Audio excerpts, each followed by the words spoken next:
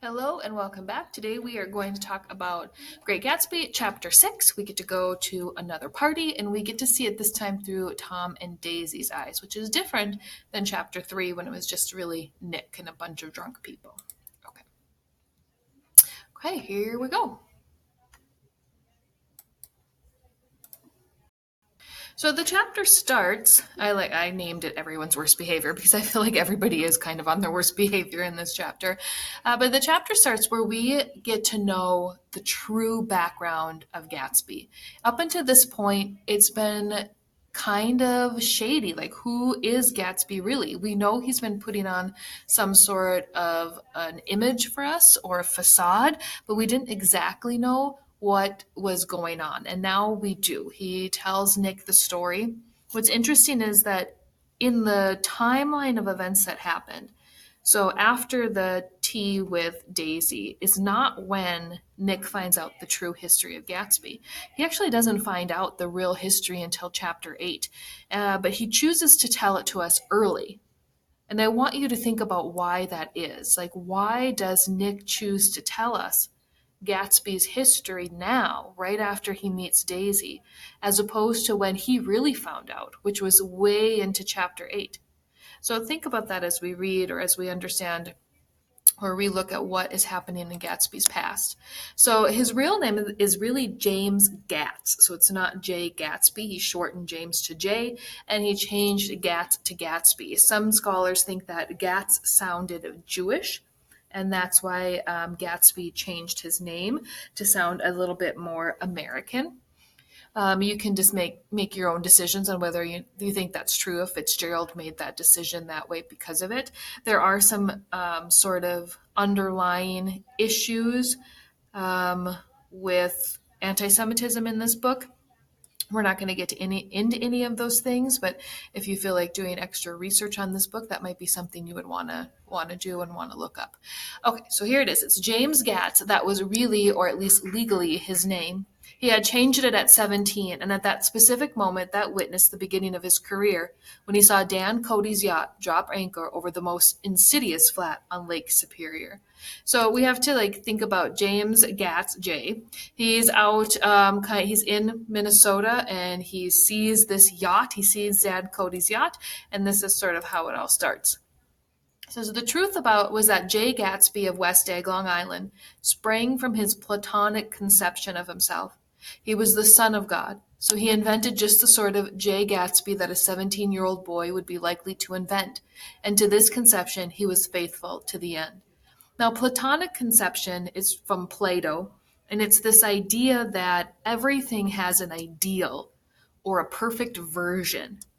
So when Gatsby's thinking about who he wants to be, he's creating this sort of idyllic, perfect representation of what he thinks a man should be.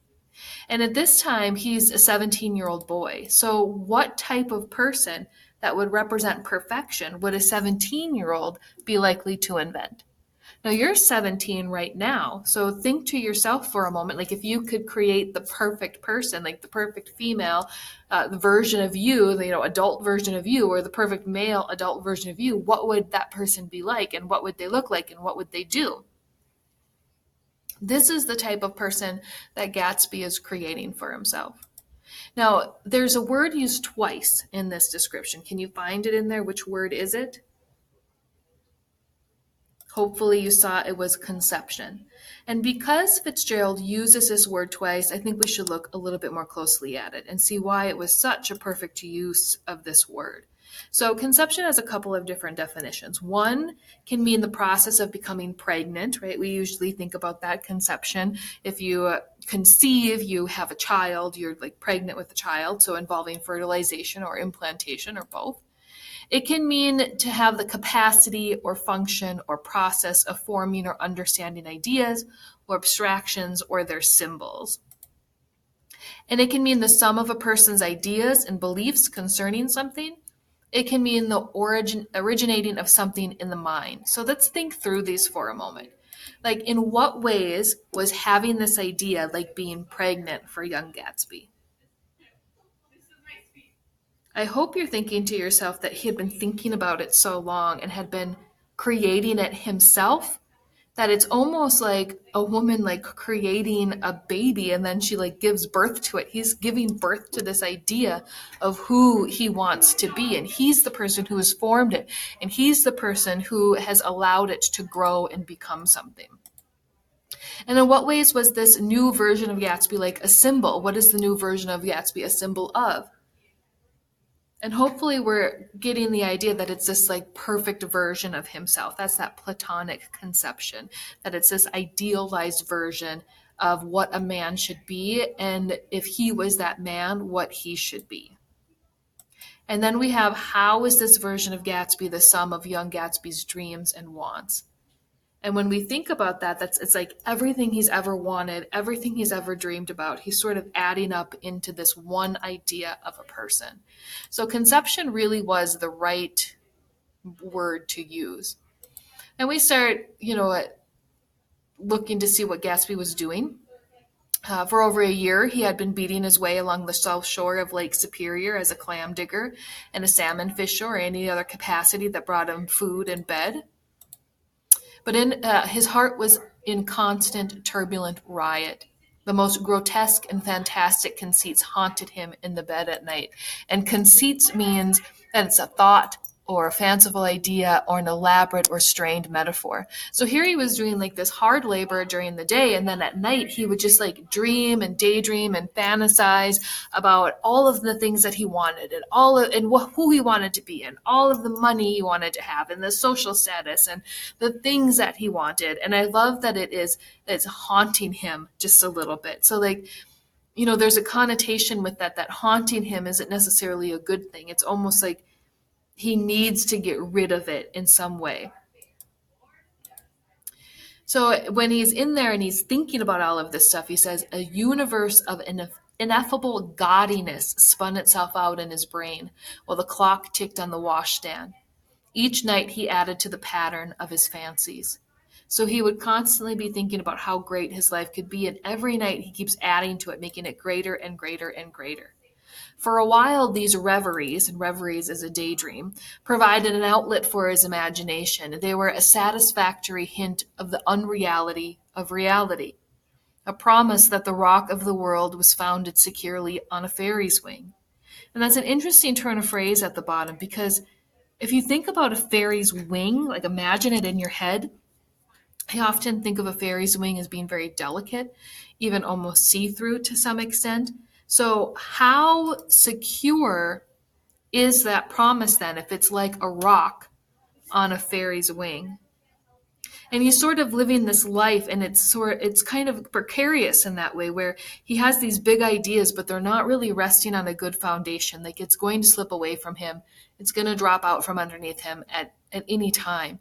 And in a way, I think as 17-year-olds, you're sort of at the right time to read those lines, because I bet in some ways you are dream about what your life is going to be like when you're older and you're done with high school. And if you go off to college, you're done with college, and what it's going to be like to go out and live. And I bet in some ways there are some fantasies in there that you're going to have this type of a house or this type of a car, or you're going to have this type of a job, or you're going to travel. And in a way, like, the reality hasn't come true yet. And so maybe you are going to accomplish some of those things, but some of those other things are probably kind of like Gatsby, where they're just fantasies. If we look back up at the top, we have these words that kind of come out like spun and pattern, but we also have the mention of a clock. Said in his brain while the clock ticked on the washstand. And that clock is sort of counting down the time. And if we think back to chapter 5, remember it was a big symbol in chapter 5 that it had finally like been wound to the point that it was going to break. And this is the time where he's doing that sort of that winding. He's like dreaming and dreaming and dreaming and dreaming and dreaming, trying to make it work. And we're seeing him do that here. So back in chapter 5, when he's like at that point he's going to burst, it's because he's been doing this for so long. He went to St. Olaf's in Minnesota. He stayed there 2 weeks, dismayed at its ferocious indifference to the drums of his destiny, to destiny itself, and despising janitor's work with which he was to pay his way through. Because he's poor, right? He's like a poor farmer. Like his family was poor. He doesn't have a scholarship. He can't pay for his own college. And so he'd have to do manual labor. And he's thinking a janitor's work where he has to clean up after people is really sort of insulting to him, is how he's sort of feeling it. And he doesn't want to do that, so he ends up dropping out. And then he meets Dan Cody. And Dan Cody earned his money in the Nevada silver fields and Montana copper transactions. And so he's a self-made man. He's somebody who came from nothing, and he was able to capitalize on this part of history, the silver fields and the copper transactions where we were mining for all of this stuff. And he really kind of came from nothing, this like working man. And now he's like this rich millionaire. Gatsby took care of him. He was employed in a vague personal capacity while he remained with Cody. He was in turn steward, mate, skipper, secretary, and even jailer. And when Cody died, he inherited some money from Dan Cody, but he never got it. As he was left with this singular, opportune, appropriate education, the vague contour of Jay Gatsby had filled out to the substantiality of a man. And what had happened is because Dan Cody was so rich, women would try to marry him and then kill him so they would get to inherit all of his money. So what he had been doing is he'd been living on this yacht. And as long as he never came to shore, his current wife could never get on board to try to kill him. Well, one night it happens, he docks, and his wife, Ella Kay, gets on board and kills him. And it's her that stops Gatsby from getting any money. So he never actually got the money, but he left with this experience. You know, he tells us that he traveled around the world 5 times, that's how he got some of the jewels. That's how he gets some of these things that he presents to, Nick, to show that back when he was lying, that he was the man that he said he was, as because he was with Dan Cody. It's how he learned to be a gentleman. He kind of learned from Dan Cody how to do it. And so then we have this kind of weird scene that happens where Tom and his 2 friends are horseback riding. I mean, I guess Tom loves to play polo, and he has a string of horses, remember, that he brings over to the east with him. So I guess if you're going to pay for them all to travel halfway across the country, you better ride them. So they were out riding horses. And they stop at Gatsby's house because I guess if you're rich, you can stop at another rich person's house and, you can, be invited in. And so they go there. They want to get some water because it's hot out. Remember, it's the middle of the summer. And Nick is talking about Gatsby, and he says he was profoundly affected by the fact that Tom was there, that he was like at his house. And he can't even like control himself. Now that you remember, he met Tom back in chapter 4. And when he met Tom in chapter 4, he kind of ran away. He couldn't deal with meeting him. Well, now that he's been with Daisy and they're like having an affair, like he's so proud of himself and what he's accomplished, like he cannot even hold it in. And he says to Tom, he goes, "I know your wife," continued Gatsby almost aggressively. And I kind of laugh at that, how Gatsby's almost like a kid with a secret. Like he can't hold back. He wants to tell. And what happens is like Gatsby wants to spend more time with Tom. Like he wants to like check this guy out. Here he's in his house. It's in an environment he's comfortable with. He can show off all of his wealth. And so he really wants to like get to know Tom in a manner that is comfortable for him. So he invites them to stay for dinner. But the lady they're with, who has no name, says that they already have dinner plans. And she invites Gatsby to come along. And it's one of those sort of courtesy invites. It's a pity invite. Like they're just inviting you because you heard about the party and they didn't want you to feel bad. So they just invited you, but you're supposed to say no. Like, no, that would be the polite thing to do. You're supposed to realize it's just a courtesy invite and not go. But Gatsby doesn't realize that. He's so caught up with trying to like get close to Tom that he misses that social cue. And that's huge. That's like a huge deal in Tom's world. And Nick says he wanted to go, and he's talking about Gatsby. He wanted to go to dinner.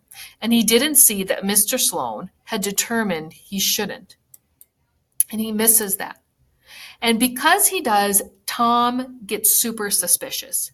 He's like, "My God, I believe the man's coming," said Tom. "Doesn't he know she doesn't want him to?"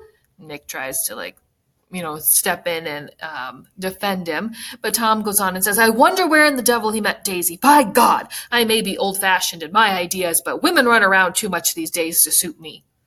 And so now he's sort of wondering, like, why Daisy is hanging out with this man. Because Tom can tell instantly that he does not come from money. And that is a huge red flag to Tom, because Tom's not going to slum it with somebody who just got their money yesterday. Like, he has his reputation. He has an entire social class. There are rules to be followed, like rules that Gatsby is breaking right now. But Gatsby can't really see that. So when we go to that question, like, what did Gatsby do that was so offensive to Tom that it made him question the relationship between Daisy and Gatsby, is that he didn't follow that social code. And because he broke that social code, Tom knows that there's something fishy about him.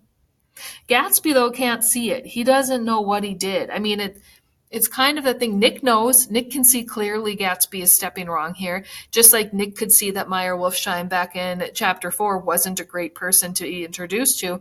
He's still in the dark about what you should be able to do and shouldn't do, and the effect that it has on his social status. So Tom decides, well, you better get to know Gatsby a little bit more. And what better way to do it than to go to one of his parties? And so they show up at one of his parties.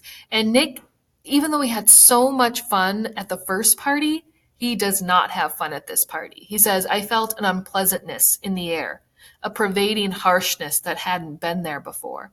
And it's because he's seen the party now basically through Daisy's eyes. And he sees how drunk everybody is, and like the fools are making out of themselves, and like how they just trash the place and they're so disrespectful. And he like feels like everything that is happening at the party is being judged very harshly by Tom and Daisy. And if he stands back and looks at it, he's like, okay, yeah, I can see kind of what they're seeing. And then you have Tom and Daisy. And, Nick is saying, "As we strolled out among the sparkling hundreds, Daisy's voice was playing murmurous tricks in her throat. These things excite me so."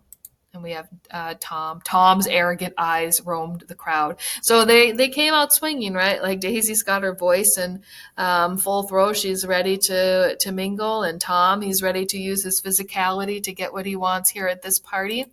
And then we have Gatsby, who should also is vying for control here. And he says to Daisy and Tom, he says, "You must see the faces of many people you've heard about. Perhaps you know that lady." And he points out a woman because Tom is like, "Oh, we don't know anybody here." He's like, "No, you do, you do." And why does it matter to Gatsby if Tom has heard of these people? Because it's very important to Gatsby that Tom admits that he knows who these people are. So why would that be important to Gatsby?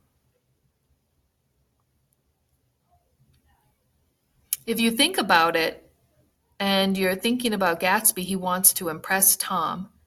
And so he wants Tom to be a little bit in awe, like, "Oh, these people, I know all of these people." And it should sort of show how powerful Gatsby is. And he wants Tom to see that.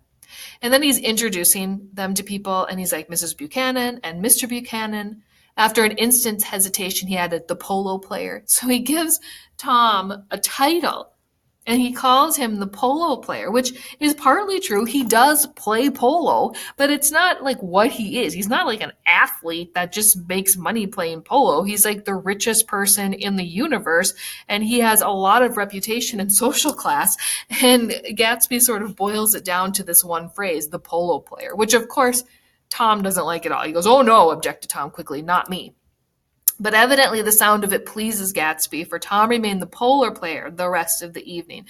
So it's kind of like a power play. It's his flex, right? Gatsby's flexing right now. He calls him the polo player. And that sort of gets under Tom's skin, but he's following the social code of politeness, and so he can't really do anything about it without looking kind of like a jerk. So Gatsby kind of wins right there. It's sort of like a win for Gatsby. He's able to show Tom all of the people he knows, and he's sort of like diminishes or belittles who Tom is by calling him the polo player. And then something crazy happens, which I'm always like, Tom, Like he's just not redeemable. He comes up, they have kind of sort of parted, they were mingling, and Tom finds Daisy, and it says, oh, Tom appeared from his oblivion because he was out mingling around. And he says to Daisy, do you mind if I eat with some people over here? He said. And Daisy answers him and says, go ahead, answered Daisy genially, which means nicely. And if you want to take down any addresses, here's my little gold pencil. She looked around after a moment and told me the girl was common, but pretty. So what is it that Tom's doing? He's flirting with another girl and he's trying to hook up with her. And Daisy sees that. She knows that that's happening. And instead of, you know, being upset about it. She has this newfound confidence because she's with Gatsby now and she's having this her own little affair. So instead of being super bothered by it, she calls him out. She's getting kind of brave here. If you think back in chapter 1 where Tom's mistress was calling all the time and Daisy just ignored it, here in chapter 6, she kind of calls him out. She's like, take my pencil if you want to write down her phone number. And so she's being kind of sassy here, which is great. And it's sad, but she's gaining a little bit of confidence. Notice the color of the pencil. It's gold. Remember, we talked about gold being a representation of both wealth and corruption. So there's a lot of that happening here and in this moment. So Tom wants to know really how Gatsby can put this whole party together because it's over the top like all of his parties are. He says, who is this Gatsby anyhow? Demanded Tom suddenly. Some big bootlegger? I remember a bootlegger is somebody, because this is the 20s, it's during Prohibition, so you're not allowed to sell alcohol. I mean, you wouldn't tell it by this party because there's alcohol all over the place. That just shows you how wealthy Gatsby is that he can have alcohol in a time when there is no alcohol, and he can use it very freely and be sort of wasteful like they are in this party. So he's asking if he's a bootlegger, if he's somebody who sort of makes and sells alcohol illegally. And Nick steps in to defend him, and he goes, not Gatsby, I said shortly. I'd like to know who he is and what he does, insisted Tom. And I think I'll make a point of finding out. So Tom sort of, decides he's going to do some research. And Daisy steps in and she says, well, he owned a lot of drugstores and a lot of drugstores. He built them up for himself. And by drugstores, they mean like a pharmacy, almost like a CVS. So there's a lot of details from the party that suggest Gatsby is new money, right? And that's because he's so over the top with it. It's like, I always think about Justin Bieber because Justin Bieber is new money, right? He kind of came from nothing and now he's like a millionaire and he has all of this money. And you can tell that he has all of this money and is new money because he changed the color of his car to look like a leopard. And then he drove this leopard car down the middle of the street and everybody would stare at it. And so new money is this wealth that's displayed in a way that is almost offensive. He's like, why does he need all of this attention? And that's kind of what these parties are for Gatsby. He has the orchestra and he has all the alcohol and all the people dancing. And it's like, jeepers, why do you need to have these huge, huge parties? So kind of is a red flag for Tom in a way. So Tom sort of disappears to go flirt with his girl that he found, and Daisy and Gatsby kind of run over to Nick's house, and they have this moment together alone. And at the end, Gatsby is telling Nick about it, and he says to her, she didn't like it. And he means the party. She didn't have a good time. I feel far away from her. It's hard to make her understand. And Nick says, he wanted nothing less of Daisy than that she should go to Tom and say, I never loved you, just as if it were 5 years ago. And she doesn't understand. She used to be able to understand. I wouldn't ask too much of her. You can't repeat the past. Can't repeat the past? Why, of course you can. And that is such a telling statement. What evidence is presented in there that shows Gatsby's dream of Daisy and the reality of Daisy are different. When you think about it, it's been 5 years. He wants the Daisy that has never been with Tom, who doesn't have a child and isn't in a complicated relationship, right? He says, I wanted her to go to Tom and say, I never loved you, just as if it were 5 years ago. And that will never happen. even if she divorces Tom, let's just say, like, in some world of worlds, she divorces Tom and she marries Gatsby. Well, there's still that past. I mean, she still has that. What's she going to do with the child? She's not going to, like, drop it off a cliff. Like, she still has a child. So it's more complicated. And Gatsby can't see the reality that's sitting in front of him. Because you can't repeat the past. There's, like, nothing you can do. You can't redo something. And he isn't grasping that, and that's becoming an issue. He has Daisy, but he doesn't have his dream version of Daisy. And that is chapter 6. So that means that next is chapter 7, which is the climax of the book. It is a great, great chapter. It takes place in the hotel, and it is the moment that Gatsby finally gets what he wants, and he gets to confront Tom. And he gets to tell Tom that they're having an affair, which is essentially what he wants to happen. And of course, it happens in front of everybody. So you get Tom's reaction, you get Daisy's reaction, Jordan and Nick's reaction, and this big, big sort of explosion of ideas and emotions happen. And somebody dies at the end of chapter 7. Mm-hmm. I don't know if you can guess it. Okay, you'll have to read it. All right. Have a good one.